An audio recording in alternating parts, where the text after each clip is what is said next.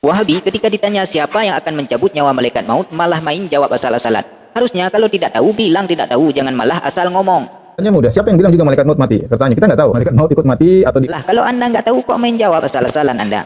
Bukan nggak ada dalil mas bro, tapi anda saja yang tidak paham dalil. Semua itu akan mati bos, hanya Allah saja yang kekal. Bismillah. Dalam kitab tersebut Ibnu Bas mengutip dalil sahih tentang pingsannya para malaikat. Nah, menurut Ibnu Bas, jika malaikat merasakan pingsan, berarti malaikat juga akan mati sama seperti manusia. Bismillahirrahmanirrahim. Assalamualaikum warahmatullahi wabarakatuh. Hamdan wa syukran lillah, salatan wa salaman ala rasulillah wa ala alihi wa sahbihi wa mawalah, amma ba'du.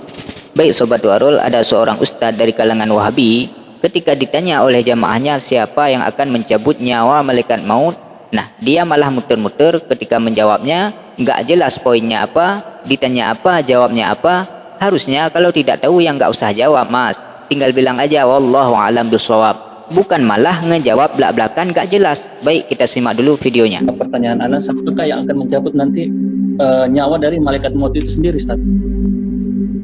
Nah, seperti itu. Mungkin itu, Ustaz. Syukran, jazakallahu khairan. Jawabannya mudah. Siapa yang bilang juga malaikat maut mati? Bertanya, kita nggak tahu malaikat maut ikut mati atau dikecualikan oleh Allah Subhanahu Wa Taala.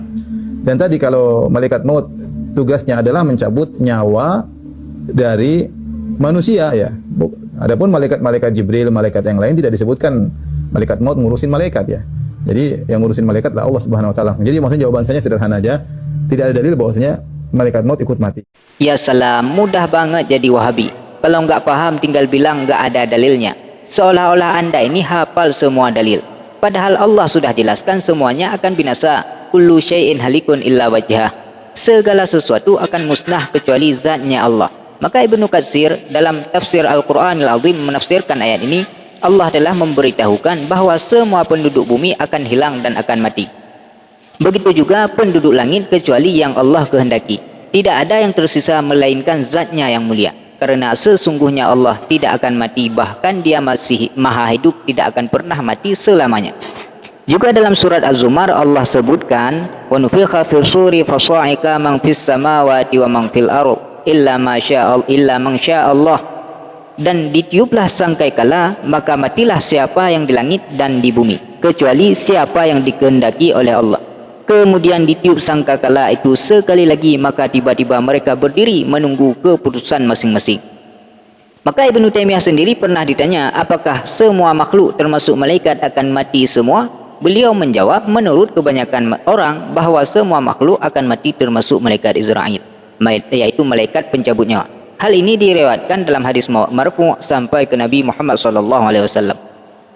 Dalam kitab Al-Yawm Al-Akhir Al-Qiyamah Surah wa Alamatil Qiyamah Kubra karya Umar Sulaiman Al-Ashqar, terkait ayat tersebut pada kalimat illa man syaa Allah, semua akan binasa kecuali mereka yang Allah kehendaki. Maka para ulama berbeda pendapat mengenai siapa yang Allah kecualikan dalam firman-Nya pada ayat tersebut.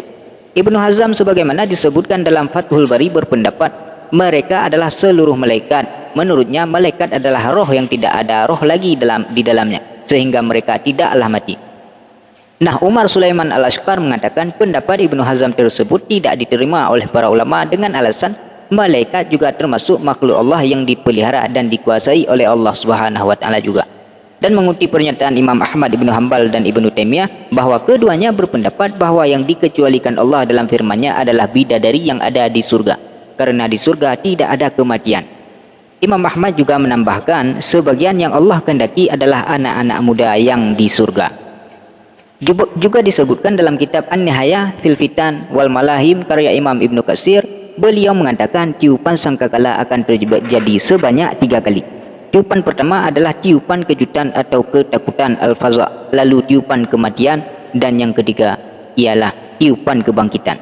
Ini merupakan pendapat yang mendekati kebenaran menurut Ibnu Katsir, Ibnu Arabi, Ibnu Taimiyah, Al-Safarani, dan sejumlah ulama lainnya. Begitu juga Imam Abdurrahman Jalaluddin As-Suyuti dalam kitab Syarah Sudur bi Syarhil Hal Mauta wal Qubur mengutip pernyataan Muhammad bin Ka'ab Al-Qurazi, dia berkata bahwa makhluk terakhir yang meninggal yang diciptakan Allah adalah malaikat maut. Saat para penghuni bumi meninggal dalam kepanikan, kemudian setelah itu dia mati, dan dia juga menyebutkan bahwa ketika itulah malaikat maut baru mengetahui sakitnya kematian. Bahkan Ibnu Bas sendiri, yaitu ulama Wahabi, dalam kitab Majmu' Fatwanya juz 4 halaman 259, beliau juga berfatwa bahawa malaikat juga akan mati seperti manusia biasa. Dalam kitab tersebut, Ibnu Bas mengutip dalil sahih tentang pingsannya para malaikat. Nah, menurut Ibnu Bas, jika malaikat merasakan pingsan, berarti malaikat juga akan mati sama seperti manusia. Lalu Ibnu Bas melanjutkan, sementara pengecualian firman Allah yaitu illa man syaa, hal ini termasuk surga yang di dalamnya terdapat para bidadari.